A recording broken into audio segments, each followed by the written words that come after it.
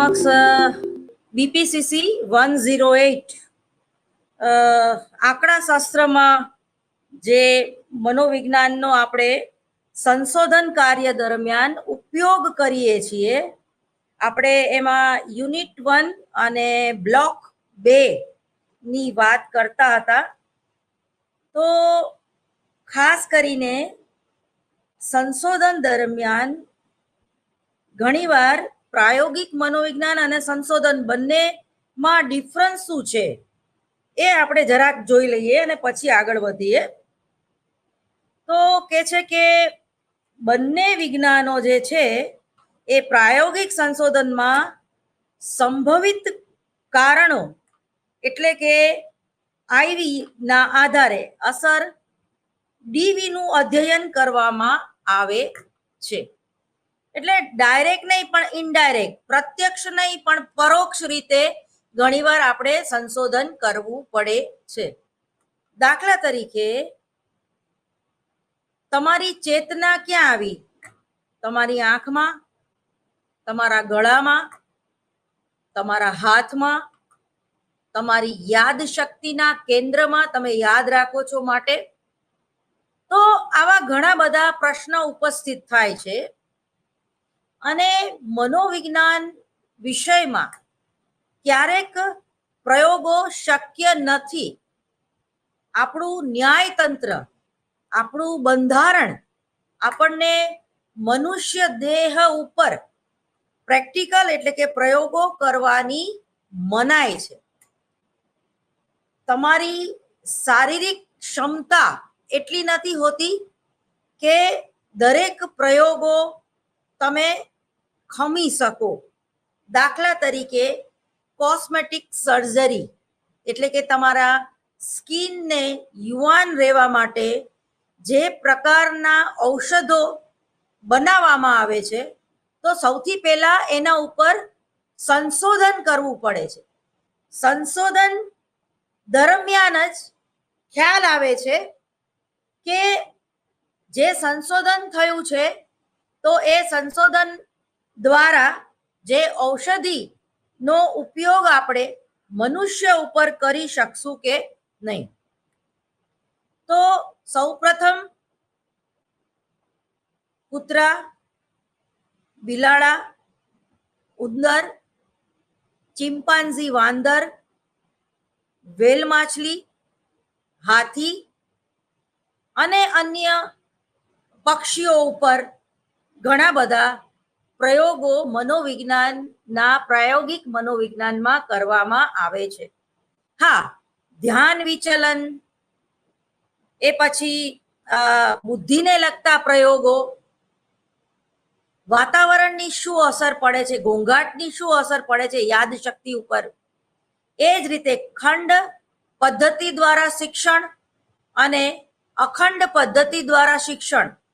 તો બંને પદ્ધતિઓમાંથી કેવા પ્રકારની પદ્ધતિથી આપણે યાદ શક્તિમાં સુધારો વધારો કરી શકીએ છીએ.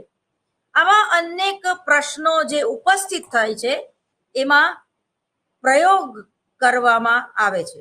દાખલા તરીકે ધ્યાનનો પ્રયોગ. ધ્યાન વિચલન શક્ય છે કે ધ્યાન વિભાજન શક્ય છે? આ એક ખૂબ મહત્વનો પ્રશ્ન છે. તો આપણે ધ્યાન વિભાજન કરી શકતા નથી, પરંતુ આપણું ધ્યાન વિચલિત વારંવાર થાય છે. ન કરવું હોય તો પણ થાય છે. પ્રયત્નપૂર્વક, એકાગ્રતાપૂર્વક આપણે ઘણીવાર ધ્યાન ટકાવી રાખવાની કોશિશ કરતા હોઈએ છીએ, છતાં 2 કે 3 મિનિટમાં એવી તો એક ક્ષણ આવે જ છે જ્યારે આપણું ધ્યાન વિચલન થાય છે, આપણે વિચલિત થઈ જઈએ છીએ. દાખલા તરીકે આ સ્ટુડિયોમાં અત્યારે હું તમારી સમક્ષ મનોવિજ્ઞાન વિષય સાથે લેક્ચર આપી રહી છું અને બાજુમાં ઘોંઘાટ ભર્યું વાતાવરણ છે અથવા તો કડિયા કામ ચાલે છે અને એનો સતત ટક ટક ટક ટક અવાજ આવે રાખે છે. તો ધ્યાન ટકાવવું ઘણીવાર મુશ્કેલ બની જાય છે. તો એને શું કહેવાય? ધ્યાન વિચલન. એટલે ધ્યાન વિચલિત થઈ જવું. બરાબર. તો ટૂંકમાં એના વિશે પ્રાયોગિક સંશોધનોમાં વિચાર કરવામાં આવે છે અને એમાં આંકડાશાસ્ત્રીય પ્રયુક્તિઓનો ઉપયોગ કેવી રીતે કરશું આપણે એની પણ એક નોંધ લેવામાં આવે છે. પ્રાયોગિક સંશોધનોમાં સંભવિત કારણો આઈવી ના આધારે અસર જે પામે છે એને ડીવી નું અધ્યયન કહેવામાં આવે છે. અપ્રાયોગિક સંશોધનોમાં ડીવી ના આધારે આઈવી સાથે તેના સંભવિત સંબંધોનું અધ્યયન કરવામાં આવે છે. પ્રાયોગિક સંશોધનોમાં સંશોધન કરતા આઈવી પર સીધું નિયંત્રણ ધરાવે છે, જ્યારે અપ્રાયોગિક સંશોધનોમાં સ્વતંત્ર પરિવર્તનની અભિવ્યક્તિ સંશોધનોના પ્રારંભ પહેલા જ થઈ ચૂકી હોય છે. આથી પ્રયોગકર્તાનું તેના પર નિયંત્રણ હોતું નથી. પ્રાયોગિક સંશોધનોમાં આંતરિક યથાર્થતા અધિક હોય છે, જ્યારે અપ્રાયોગિક સંશોધનોમાં તેનો તુલનાત્મક રીતે ઘણો અભાવ હોય છે. તેનું કારણ એ છે કે પ્રાયોગિક સંશોધનોની પરિસ્થિતિ અપ્રાયોગિક સંશોધનોની પરિસ્થિતિ કરતા ઘણી બધી નિયંત્રિત હોય છે. એટલે કે જે કંઈ મનોવિજ્ઞાનના પ્રયોગો હોય છે એ પ્રયોગો કોઈ પણ એક લેબોરેટરીમાં કરવામાં આવે છે અને એના યોગ્ય સાધનો પણ વિકસાવવામાં આવતા હોય છે. મનોવિજ્ઞાનમાં TYBA એટલે કે લાસ્ટ યરમાં, MAમાં અને MPhilમાં પણ પ્રાયોગિક મનોવિજ્ઞાન ભણવામાં અને ભણાવવામાં આવતું હોય છે. પરંતુ જે લોકો એક્સટર્નલ એટલે કે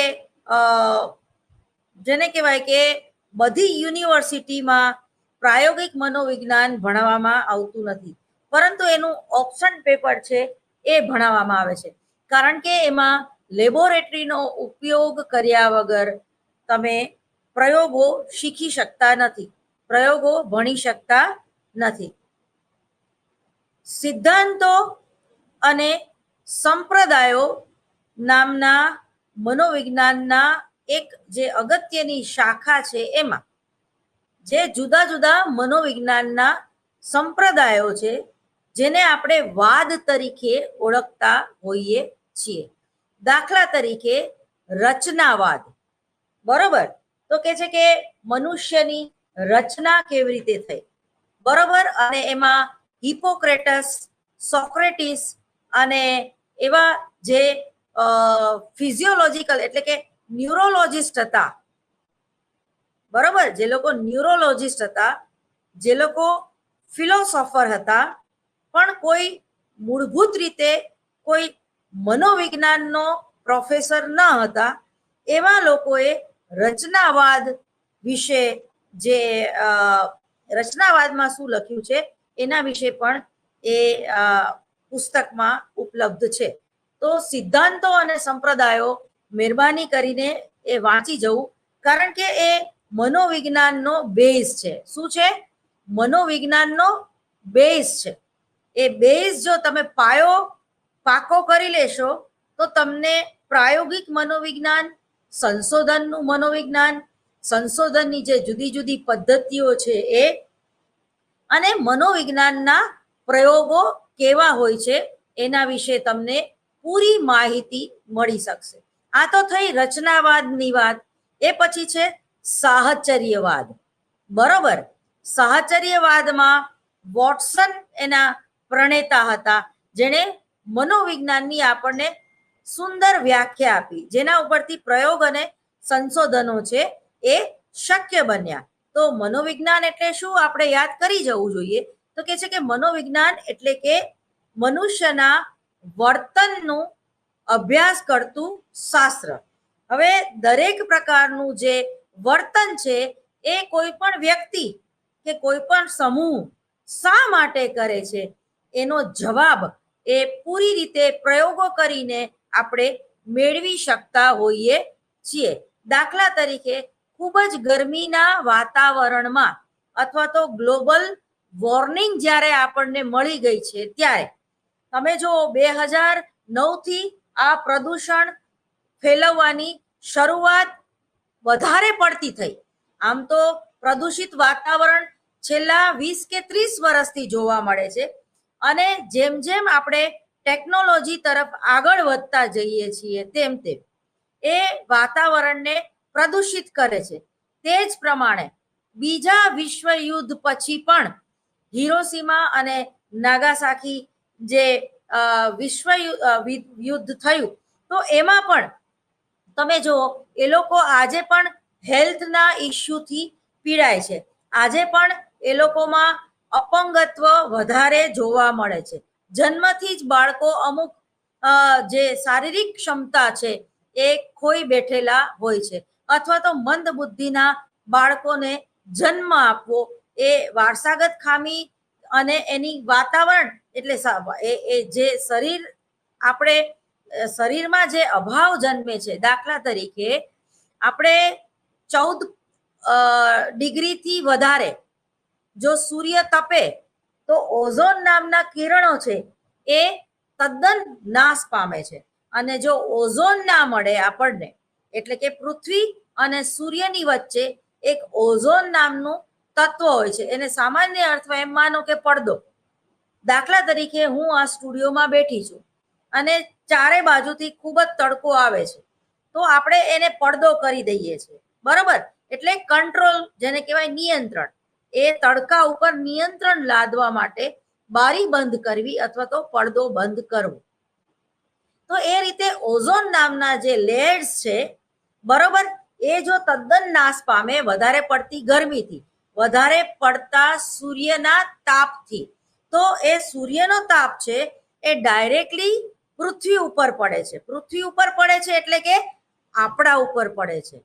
યુરોપ કન્ટ્રીમાં, લંડન જેવા જેને કહેવાય કે પૂર્ણ રીતે વિકસિત દેશમાં આ ઓઝોન લેયર જોવા મળતી જ નથી. એટલે એ લોકો એ થોડોક અમથો તડકો પડે ને એ પણ એ લોકો જેને કહેવાય કે સહન કરી શકતા નથી. તમને એવું લાગે કે ત્યાં તો ગરમી પડે તો મજા આવે, ના, એવું નથી. કારણ કે ત્યાંની ગરમી અને અહીંયાની ગરમી છે એમાં લાખગાળાનો ફેર છે. દાખલા તરીકે કે તમને ખૂબ જ પરસેવો છૂટે, તમે આખા બફાઈ જાઓ, બરોબર, અને પરસેવે રેબઝેબ થઈ જાઓ અને હાંફો, થાકી જાઓ, પણ તમારી સ્કિન નથી દજાતી, બરોબર? અને એ સ્કિન દજાય છે ઇટ મીન્સ કે જે તડકો, જે સૂર્યનો પ્રકાશ છે એમાં ઓઝોન લેયર જે છે એ ગાયબ થઈ ગયો છે. એ જે ગરમી છે અને એ જે તાપ છે એ આપણા વૃક્ષો પણ બાળી નાખે છે અને આપણી સ્કિન પણ બાળી નાખે છે. અને તમે જુઓ કે હમણાં જ એક અમેરિકામાં સંશોધન થયું, એક પર્યાવરણવિદે સરસ મજાનું સંશોધન કર્યું કે 2009 થી આમ તો 1982 થી આપણા મગજની જે સાઈઝ છે, મગજનું જે કદ છે એ દિવસે ને દિવસે ઘટતું જાય છે. શા માટે? આપણી વચ્ચે જે ગ્રીનરી છે, જે વૃક્ષો છે, જે પ્રકૃતિ છે એ ગાયબ થઈ ગઈ છે. આપણે પ્રદૂષણ વધારે ફેલાવ્યું છે.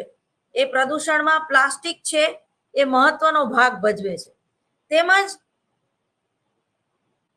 અનેક યુદ્ધો, અત્યારે પણ યુક્રેન અને રશિયાનું યુદ્ધ, રૂસનું યુદ્ધ ચાલુ જ છે, તો એની અસર પણ આખા વિશ્વના વાતાવરણ ઉપર પડે છે.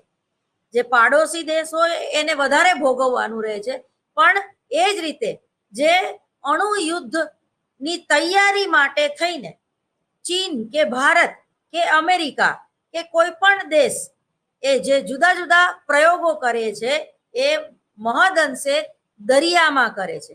એટલે આપણું જે પાણી છે એ દૂષિત થઈ રહ્યું છે અને એ જ પાણી જે છે એ આપણે પીએ છીએ. તમે જો હિમાચલ પ્રદેશમાં અત્યારે છેલ્લા અઠવાડિયાથી સતત ન્યૂઝ આવે રાખે છે કે ગંગા નદીમાં પાણીનો સતત વધારો થતો જાય છે. એટલે ક્યાંક ને ક્યાંક બરફની જે શિલા છે અથવા તો બરફના જે પર્વતો છે એ જલ્દીથી ગરમીના હિસાબે ઓગળી રહ્યા છે. બરોબર, એટલે એ જે ઓગળી રહેલા છે એ વરાળ રૂપે પાછા આકાશમાં જાય છે અને વરસાદનું પ્રમાણ પણ વધી જાય છે. એટલે એક આ જેને કહે કે એક આખું ચક્ર છે અને જો એ નુકસાન કરે તો આપણે એને શું કહેશું? વિષ ચક્ર. હવે ઓઝોન લેયર ઘટાડવા માટે આપણને આપણું ન્યાયતંત્ર એવી અનુમતિ ન આપે કે તમે બોમ્બ ફોડો કે તમે અણુનો ઉપયોગ કરો કે એનેથી શું પ્રકૃતિને નુકસાન થાય છે. પરંતુ આવી અચાનક બની ગયેલી ઘટના યુક્રેન અને રૂસ વચ્ચેનું જે યુદ્ધ છે તો એને પ્રકૃતિને કેટલી દૂષિત કરી એવું તમે અપ્રાયોગિક સંશોધન કરી શકો છો. એની કોઈ પ્રયોગશાળા નથી, બરાબર, પરંતુ એ જે ઘટના બની ગઈ કે અત્યારે એ ઘટના બનવાની ચાલુ છે ત્યારે ઘણા સાયન્ટિસ્ટો, ઘણા પ્રકૃતિ પ્રેમી કે ઘણા સાયકોલોજીસ્ટ આ પ્રકારના અપ્રાયોગિક સંશોધનો કરતા હોય છે અને યુદ્ધને ડામવું જોઈએ અથવા તો બને ત્યાં સુધી અણુ યુદ્ધનો ઉપયોગ ન કરવો જોઈએ. કારણ કે આવનારી પેઢી પણ ફિઝિકલી અને મેન્ટલી જે છે એ નબળી જન્મશે. એ જ રીતે આ ગ્લોબલ વોર્મિંગને કારણે આપણો આ મગજનો જે ભાગ જે છે એ સંકોચાતો જાય છે. હવે એ મગજનો ભાગ સંકોચાતો જાય છે એના હિસાબે શું થાય છે? વિચારવાની શક્તિ, યાદ રાખવાની શક્તિ, કંઈ પણ નવું સર્જન કરવાની શક્તિ, સંશોધન કરવાની ક્ષમતા આપણે દિવસે ને દિવસે ગુમાવતા જઈએ છીએ. આ એક બહુ ગંભીર પ્રશ્ન છે, બરોબર? તો આ વસ્તુને અંડરલાઈન કરજો.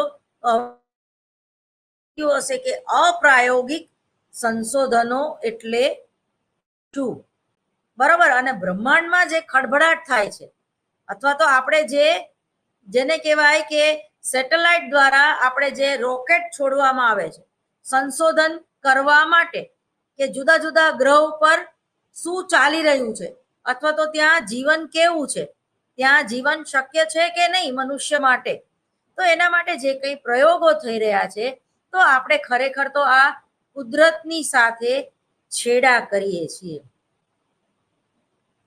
શા માટે?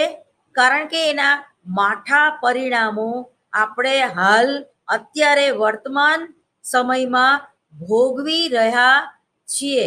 જો બાયો વેપનના બિઝનેસ માટે આર્થિક પરિસ્થિતિ મજબૂત બનાવવા માટે ચીન હોય, ભારત હોય કે અમેરિકા હોય કે નાટો દેશમાં આવેલા જુદા જુદા 7 દેશ આમ વારંવાર જો પ્રયોગો કરે રાખશે અણુ યુદ્ધની તૈયારી માટે, તો અણુ યુદ્ધ થાય કે ન થાય એ પેલા એ આ ગ્લોબલ વોર્મિંગ જ આપણને બધાને મારી નાખશે,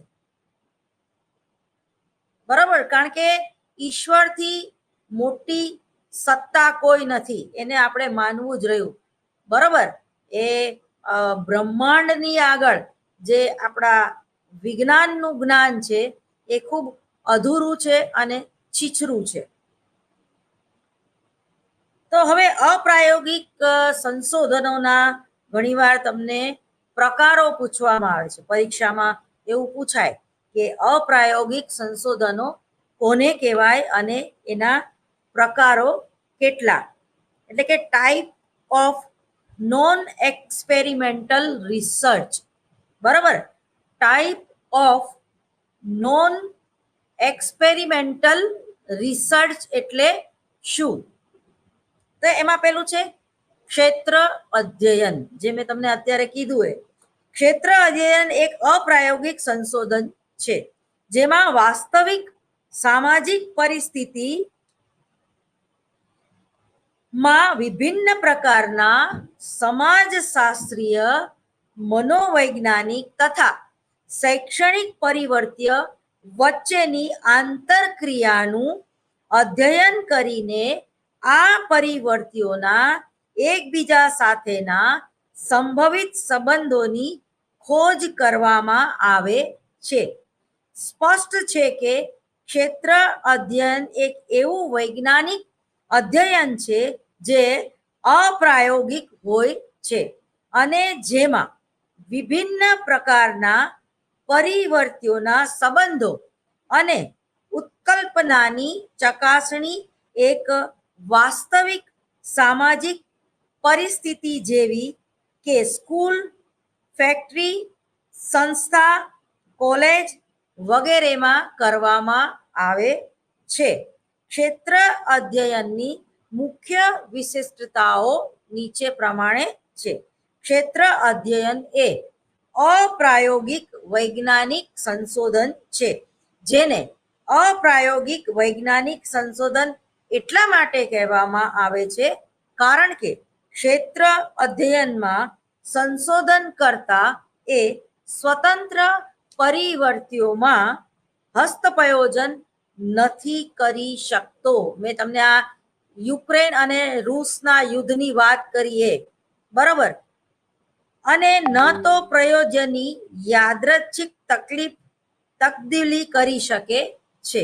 આ રીતે તેને ક્ષેત્ર પ્રયોગ તરીકે ઓળખવામાં આવે છે. તમને બીજું ઉદાહરણ આપું. દાખલા તરીકે કોરોના કાળ દરમિયાન લોકડાઉન આપણે અનુભવ્યું.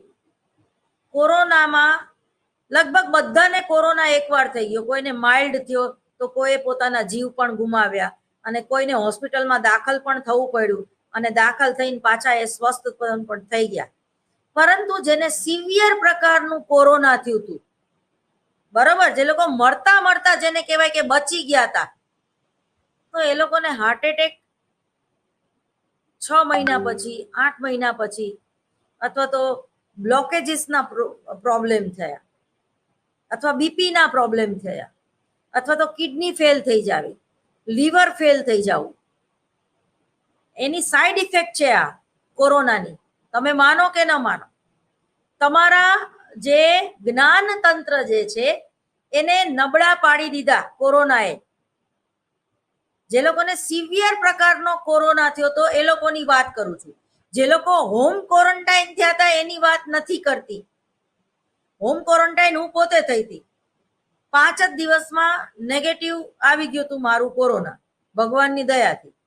પરંતુ જે લોકોને ઓક્સિજન ના બાટલા ચડાવવા પડ્યા, અથવા તો જેને કહેવાય કે ફેફસામાં આખું ગળું ચોકઅપ થઈ ગયું, સિવિયર પ્રકારનું કોરોના જેને આપણે કહીએ, બરોબર, તો હવે એ કોરોનામાંથી એ બહાર તો આવી ગયા પણ એની અસર રહી ગઈ.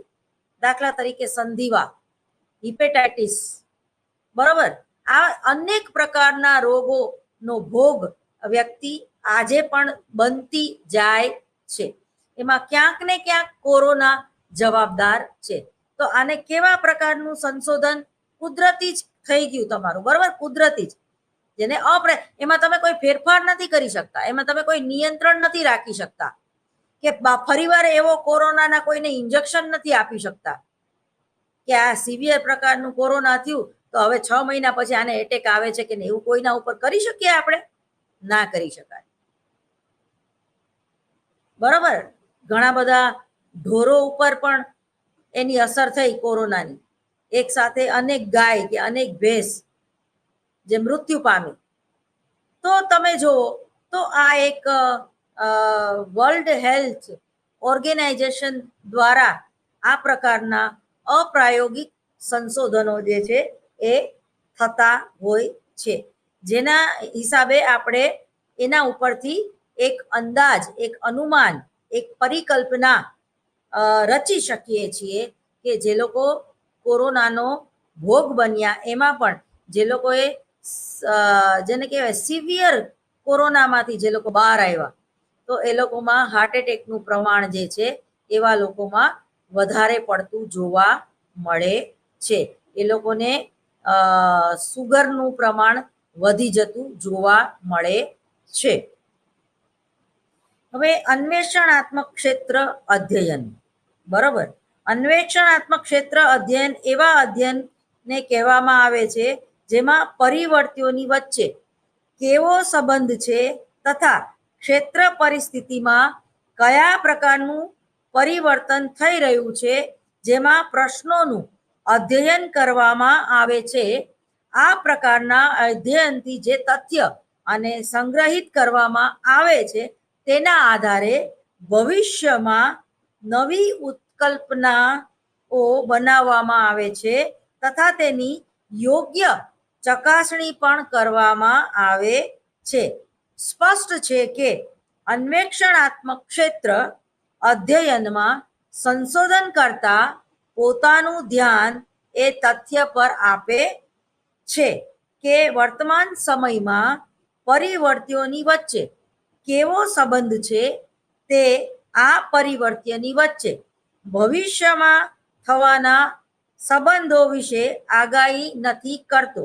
આ પ્રકારના અધ્યયનના પરિબળોથી સંશોધનકર્તાને પરિવર્તીઓની વચ્ચેના સંબંધોની ખબર પડે છે, પરંતુ આ સંબંધોની કોઈ નિશ્ચિત સાબિતી તેને મળતી નથી. અહીં તે કોઈ ઉત્કલ્પના અગાઉથી જ નથી બનાવી શકતો. હવે ઉત્કલ્પનાની ચકાસણી અને ક્ષેત્ર અધ્યયન, આવો એક ટોપિક પણ તમારે ભણવામાં આવશે, બરોબર. એટલે હાઇપોથિસિસ એમાં કયા પ્રકારની હોય છે અને એનું સ્ટેટિસ્ટિકલ એનાલિસિસ કઈ રીતે કરવું અને એની રિસર્ચ ડિઝાઇન કેવી હોય છે. તો કે છે કે ઉત્કલ્પનાની ચકાસણી એમાં ક્ષેત્ર અધ્યયનનો વિચાર કરવામાં આવે તો જેમાં સંશોધન કરતા પરિવર્તીઓના સંબંધો વિશે એક ખાસ ઉત્કલ્પના બનાવીને તેની ચકાસણી કરે છે તથા તેની યથાર્થતા તથા વિશ્વસનીયતા માટે અધ્યયનના પરિણામોના આધારે એક નક્કર સાબિતી આપે છે. ક્ષેત્ર અધ્યયનના લાભો અને તેની મર્યાદાઓ નીચે પ્રમાણે છે. હવે ક્ષેત્ર અધ્યયનના સૌથી પહેલા આપણે એના લાભો કયા છે એ જોઈશું. તો કે છે કે ક્ષેત્ર અધ્યયન હંમેશા વાસ્તવિક સામાજિક પરિસ્થિતિમાં કરવામાં આવે છે. કેવું? વાસ્તવિક સામાજિક પરિસ્થિતિમાં કરવામાં આવે છે. આથી તેમાં બહુ કૃત્રિમતા જોવા મળતી નથી. એને કુદરતી નિરીક્ષણ તરીકે પણ તમે ઓળખાવી શકો છો, જેના લીધે અધ્યયનના પરિણામોમાં સત્યતા અધિક જોવા મળે છે. હવે બીજો એનો જે લાભ છે એ છે ક્ષેત્ર અધ્યયનનો. સંશોધનકર્તાને અહીં વ્યક્તિઓની આંતરક્રિયાનું પ્રત્યક્ષીકરણ રીતે અધ્યયન કરવાનો મોકો મળે છે. તેના આધારે કહી શકાય કે ક્ષેત્ર અધ્યયનમાં અધિક જોવા મળે છે. યથાર્થ એટલે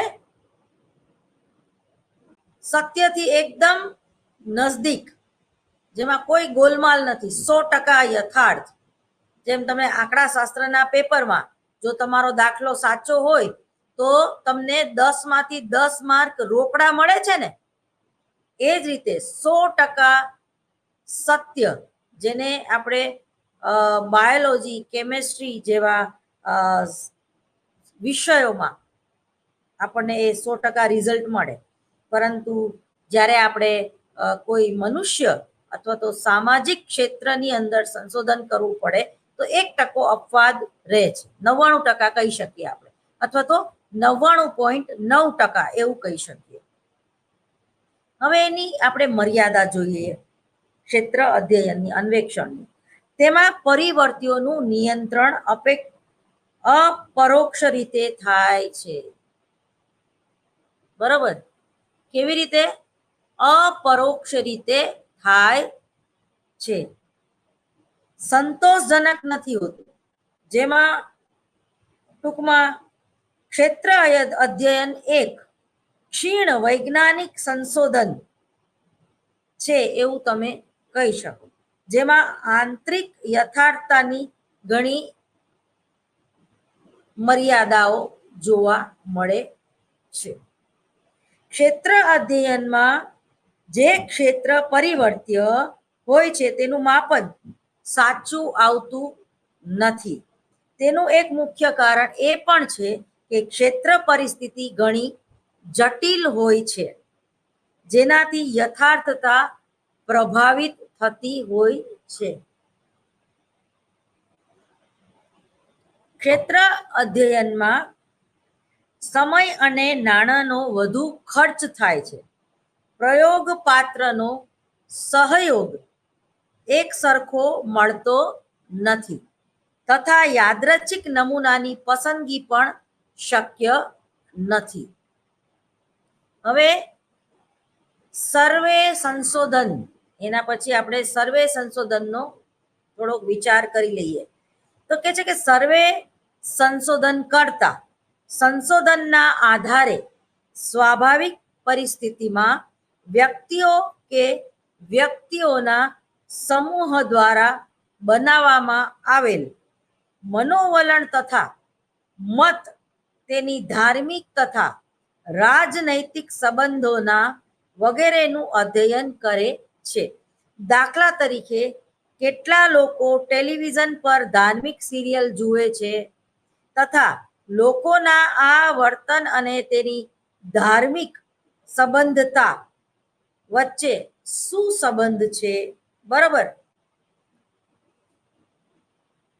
કર્લિંગન નામના સાયકોલોજિસ્ટે ઈસવીસન 1986માં સર્વે સંશોધનમાં નાના અને મોટા સમષ્ટિનું અધ્યયન અને તે સમષ્ટિઓમાંથી નિદર્શની પસંદગી કરીને સમાજશાસ્ત્રીય પરિવર્તીઓ તથા મનોવૈજ્ઞાનિક પરિવર્તીઓનો તુલનાત્મક પ્રસાર અને વિતરણ અને આંતર સંબંધોની ખોજ કરી શકાય છે એવું તારણ મેળવ્યું. સર્વે સંશોધન એની જે મુખ્ય વિશેષતા છે એ આ પ્રમાણે છે. સર્વે સંશોધનોમાં પોતાનું અધ્યયન સમષ્ટિમાંથી પસંદ કરવામાં આવેલ નિદર્શના આધારે કરે છે. આથી તેને ઘણી વખત નિદર્શ સર્વે એટલે કે સેમ્પલ સર્વે ની સંજ્ઞા પણ આપવામાં આવે છે. સર્વે સંશોધનોમાં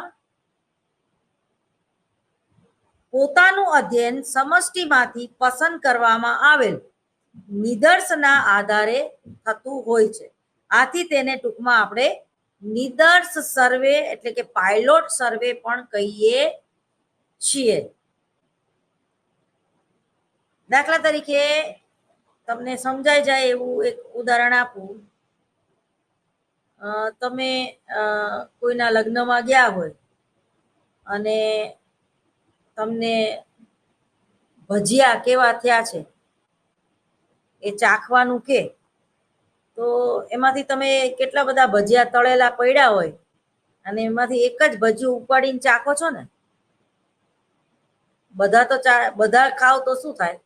અથવા તો સેમ્પલ એક મરચાનું ચાખ્યું, એક ડુંગળીનું ચાખ્યું, કે એક ફુલાવરનું ચાખ્યું, કે એક બટેકાનું ચાખ્યું. બરોબર? પછી તમે તરત જ એમ કહો છો કે મરચાના ભજીયા બહુ સરસ બન્યા છે. અથવા તો એ બટેકાના ભજીયામાં બહુ મજા ન આવી, બરાબર, અથવા તો મેથીના ગોટા બહુ સરસ બન્યા છે. એ શેના ઉપરથી તમે નક્કી કર્યું કહેવાય? સેમ્પલ. સેમ્પલ લીધું ને, મરચાના ભજીયાનું, બટેકાના ભજીયાનું કે મેથીના ગોટાનું, એ સેમ્પલ લઈને તમે નક્કી કર્યું, બરાબર. તો કે છે કે મનોવલણ સર્વે સંશોધનોમાં મનોવૈજ્ઞાનિક પરિવર્તિઓ તથા સમાજશાસ્ત્રીય પરિવર્તનના આંતર સંબંધોની ખોજ કરવામાં આવે છે તથા સમષ્ટિ તેના વિતરણ અને પ્રસાર ની સંભાવનાની ખોજ કરવામાં આવે છે. મનોવલણ, મત, ક્ષમતા વગેરે મનોવૈજ્ઞાનિક પરિવર્તિઓના અમુક ઉદાહરણ છે તથા રાજનૈતિક સંબંધતા, ધાર્મિક સંબંધતા, સામાજિક આર્થિક સ્તર, જાતિ, સામાજિક વર્ગ વગેરે અમુક શાસ્ત્રીય પરિવર્તિઓના ઉદાહરણ છે. સમષ્ટિમાં આ વિભિન્ન પરિવર્તિઓમાંથી કોનો પ્રસાર અધિક છે, કોનો ઓછો છે, અથવા તો કયા પરિવર્તિઓનું વિતરણ સંપૂર્ણ સમષ્ટિમાંથી ફેલાયેલું છે તથા કયા પરિવર્તિઓની અસર સમષ્ટિના એક ખાસ ક્ષેત્રમાં સીમિત છે વગેરે બાબતોનું અધ્યયન સર્વ પ્રકારના સંશોધન કર્તાનું મુખ્ય ઉદ્દેશ્ય હોય છે. તમને એક ઉદાહરણ આપું. દાખલા તરીકે 2024માં જે ચૂંટણી આવી રહી છે એની તૈયારી અત્યારથી તમે જુઓ ભારતમાં ચાલી રહી છે, બરાબર. કોણ જીતશે એની આગાહી જુદી જુદી ન્યૂઝ ચેનલો દ્વારા કરવામાં આવે છે. તો એમાં શું જે તે વિસ્તારોમાંથી, જે તે રાજ્યોમાંથી સેમ્પલ લેવામાં આવે છે કે ભાઈ દાખલા તરીકે છત્તીસગઢમાં કયો પક્ષ આવશે, ભાજપ, આમ આદમી પાર્ટી કે ટૂંકમાં કોંગ્રેસ. એ જ રીતે ગુજરાત એ ભાજપનો ગઢ કહેવામાં આવે છે. તો હવે અહીંયા જ કોઈ ન્યૂઝ ચેનલ વાળા આવીને મણિનગર વિસ્તારમાં અથવા તો ભુયંગદેવ વિસ્તારમાં અથવા તો જે ભાજપનો વિસ્તાર છે એમાં આવીને સર્વેક્ષણ કરે કે કયો સત્તા પક્ષ 2024માં જીતશે, તો સ્વાભાવિક છે એનો જવાબ ભાજપ પક્ષ જીતશે એવો જ આવે. પરંતુ ખરેખર સંશોધન કરતા એને કહેવાય કે જે જુહાપુરા વિસ્તારમાં જઈને પણ સેમ્પલ કલેક્શન કરે. નગરપાલિકામાં કોંગ્રેસનું રાજ હોય તો કોંગ્રેસીઓ જે વિસ્તારમાં રહે છે એ લોકોનું પણ ડેટા કલેક્શન કરવામાં આવે. એક વર્ગ ગુજરાતમાં પણ એવો છે, એક વિસ્તાર ગુજરાતમાં પણ એવો છે જે આમ આદમી પાર્ટીને વરેલો છે, બરોબર. પેલા જે ગઢવી વી ન્યૂઝ ચેનલ ગુજરાતીમાં આવતા હતા, નામ હું ભૂલી ગઈ, એ પત્રકારત્વની લાઈનમાં હતા અને અત્યારે આમ આદમી પાર્ટીમાં એ પોતે જોઈન થઈ ગયા છે, બરોબર. તો જે આમ આદમી પાર્ટી છે તો એ પણ ગુજરાતમાં છે, નથી એવું નહીં. જ્યારે પ્રચાર અને પ્રસાર થાય છે તો એમાં તમે એને હું જોઈ શકીએ છીએ કે રિક્ષા ચાલક પણ પોતાની પાછળ એક ઝાડુ લઈને એનું પેલું જેને પ્રચાર કરતા હતા, પણ ઝાડુ ક્યાંય આવ્યું નહીં એ જુદી વાત છે. તો જ્યારે તમે કોઈ સંશોધન કરો છો અથવા તો સંશોધન કરવાની જવાબદારી સ્વીકારતા હોવ ત્યારે તમારે ખાસ ધ્યાનમાં રાખવું જોઈએ કે તમે ડેટા કલેક્શન એટલે કે નિદર્શ ક્યાંથી કેટલો પસંદ કરો છો, કારણ કે એની પણ એક સંશોધન પરિણામ ઉપર એની અસર જોવા મળે છે. અથવા તો તમે એવું નક્કી કરીને જાઓ કે હું એવા જ લોકોની મુલાકાત લઈશ કે જે મોદીને પોતાના ભગવાન માને છે, બરોબર. પરંતુ અમુક જે ચેનલ છે, ઇન્ડિયા ટીવી અથવા તો આજ તક, તો અમુક ચેનલ જે છે એ ભાજપ તરફી જ પોતાનું વલણ દેખાડે છે, અમુક ચેનલ છે તો એ કોંગ્રેસ તરફી જ પોતાનું વલણ દેખાડે છે. એ જ રીતે તમારામાં રહેલા અમુક વોટ્સએપ ગ્રુપમાં હંમેશા કોંગ્રેસના વખાણ કરવામાં આવે છે અથવા તો ભાજપના વખાણ કરવામાં આવતા હોય છે. સોશિયલ મીડિયામાં પણ તમે અમુક જે પ્રચાર અને પ્રસાર છે એને લાઈક કરો છો અને અમુકને ડિસલાઈક કરો છો. તો એના ઉપરથી પણ એક સર્વેક્ષણ થઈ શકે કે ભાઈ અમદાવાદમાં આવેલા મણિનગર વિસ્તારમાં ના લોકો જે છે એ નરેન્દ્ર મોદી અને અમિત શાહને વધારે પસંદ કરે છે, અથવા તો એક ભારતનો મૂડ એવો છે કે હવે નરેન્દ્ર મોદી પછી કયો એવો નેતા ભારતમાં સક્ષમ છે કે જે વડાપ્રધાનનું પદ સ્વીકારી શકે, અથવા તો ભારતને એક સારો બીજો વડાપ્રધાન કયો, તો કે છે કે આદિત્યનાથ યોગી, બરોબર. કોકને એમ પૂછવામાં આવે કે તમારે કોણ જોઈએ છે, નરેન્દ્ર મોદી કે યોગી, તો બધા એમ કે ન મામો કરતા કાણો મામો હારો, એના કરતા મોદી હારો, આ તો જીવવા નહીં દે આપણને, એટલો બધો સ્ટ્રિક્ટ છે.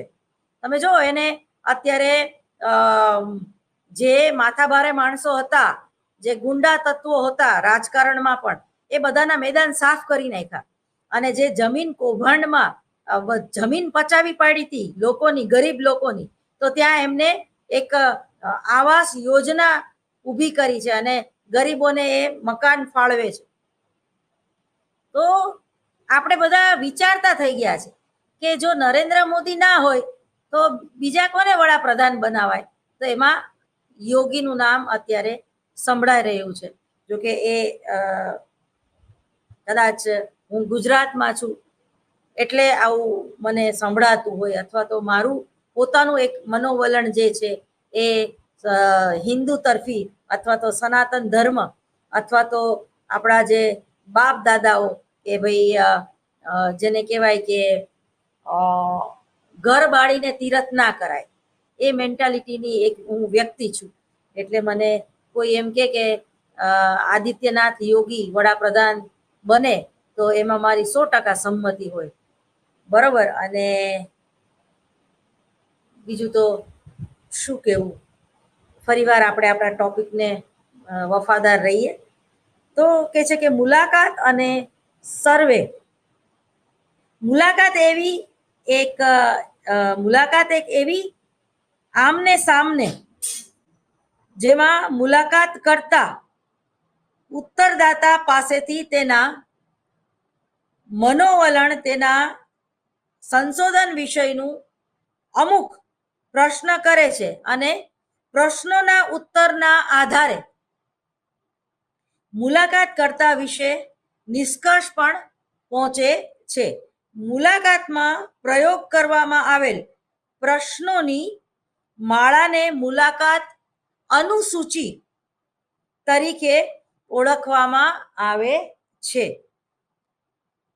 કેનલ તથા કાહન નામના જે મુલાકાતીઓ છે એ લોકોએ જે સર્વેક્ષણ મુલાકાતની સફળતા માટે 3 બાબતો હોવાનું નક્કી કર્યું છે. એમાં પહેલું છે સાનુકૂળતા, એટલે કે સાનુકૂળતાની તાત્પર્ય એ બાબતમાં રહેલું છે કે પૂછવામાં આવેલા જે પ્રશ્ન છે એનું સ્વરૂપ સરળ હોવું જોઈએ, જેને ઉત્તરદાતા સ્પષ્ટ શબ્દોમાં એનો જવાબ પણ આપી શકે એવું હોવું જોઈએ.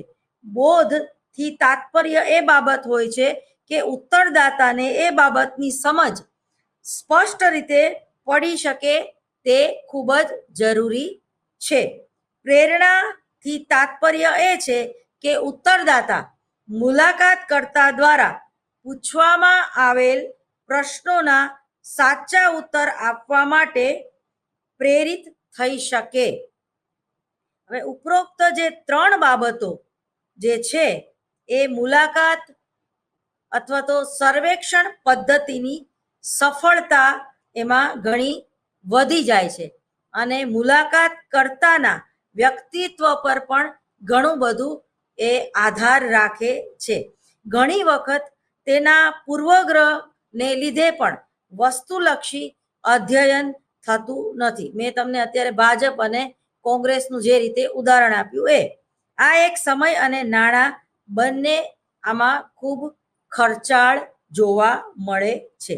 હવે ટપાલ સર્વે, બરોબર, ટપાલ દ્વારા આપણે સંશોધન કરવું હોય કે સર્વેક્ષણ કરવું હોય તો પણ એ શક્ય છે, જેને આપણે ટપાલ સર્વે કહીએ છીએ, જેમાં સામે સામે મુલાકાત લેવામાં આવતી નથી. અહીં સંશોધનકર્તા દ્વારા સંશોધન સમસ્યાને લગતી પ્રશ્નોની સૂચિને ટપાલ દ્વારા ઉત્તરદાતાના ઘરે અથવા તો ઓફિસે તેને વિનંતી સાથે મોકલવામાં આવે છે. તેઓ આ પ્રશ્નોના ઉત્તર આપીને તેને પુનઃ ટપાલ દ્વારા જ રવાના કરે છે. હવે આ ટપાલ નહીં તો સોશિયલ મીડિયા દ્વારા પણ તમે સર્વેક્ષણ કરી શકો છો, બરોબર. દાખલા તરીકે સુશાંતસિંહ રાજપૂતના કેસને શું દબાવી દેવામાં આવ્યો છે, અથવા તો કાલે ગુજરાત સમાચારમાં જે ટાઇટલ હતું નાટો, બરોબર, અથવા તો જે કાનૂન છે એમાં સુધારા વધારા કરવાની જરૂર છે, અથવા તો જે આ ઇન્ટરફિયરન્સ છે જે તે જેને સીબીઆઈનું કે કોઈ પણ એવા નિષ્પક્ષ જે સંશોધન થઈ રહ્યું છે પણ એ વારંવાર જરૂરી છે. નીતા અંબાણી અને અંબાણી ફેમિલીને વારંવાર મેન્ટલી હેરેસમેન્ટ કરવામાં આવે છે, તો એ કેટલા અંશે વ્યાજબી છે. તો આ પ્રકારની ડિબેટની ચર્ચા ઉપરથી લાઇક અને ડિસલાઇક કરવામાં આવે છે, તો આને પણ આ પ્રકારનું સંશોધન કહેવામાં આવે, જેને ટપાલ દ્વારા સર્વે, ટપાલ નહીં તો અત્યારે આ સોશિયલ મીડિયા, બરોબર. આ વિધિમાં વ્યક્તિગત મુલાકાત વિધિની સમાન પૂર્વગ્રહ તથા પૂર્વધારણા જેવી સમસ્યાઓ નડતી નથી. તે સમય અને નાણાંની દ્રષ્ટિએ પણ બહુ ખર્ચાળ નથી, બરોબર.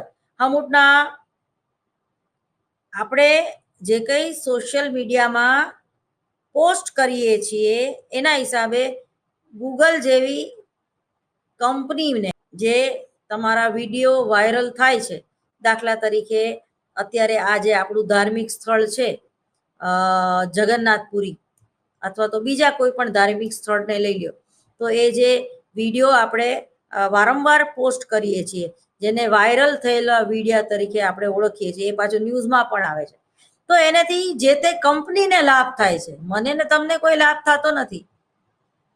જે પોતાના વિડીયો અપલોડ કરે છે એ પોતાનો ઈગો સંતોષે છે, અને જે લોકો જોવે છે એ લોકો ટાઈમ પાસ કરે છે અથવા તો સમયનો વ્યય કરે છે.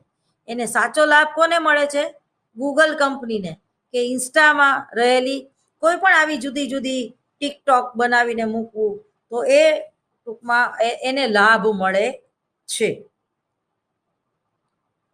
હવે આપણી પાસે 1 જ મિનિટ રહી છે અને એની મર્યાદાઓ ખાલી જોઈ લઈએ. ઘણી વખત ઉત્તરદાતાઓ પ્રશ્નાવલીના ઉત્તર આપીને તેને ટપાલ દ્વારા મોકલતા નથી, જેનાથી સંશોધનનો નિષ્કર્ષ પડકારરૂપ થઈ જાય છે અને તેની યથાર્થતા ઉપર શંકા કરે છે તથા તેના આધારે સાચું સામાન્યકરણ થઈ શકતું નથી. મને રજા આપશો? નમસ્કાર.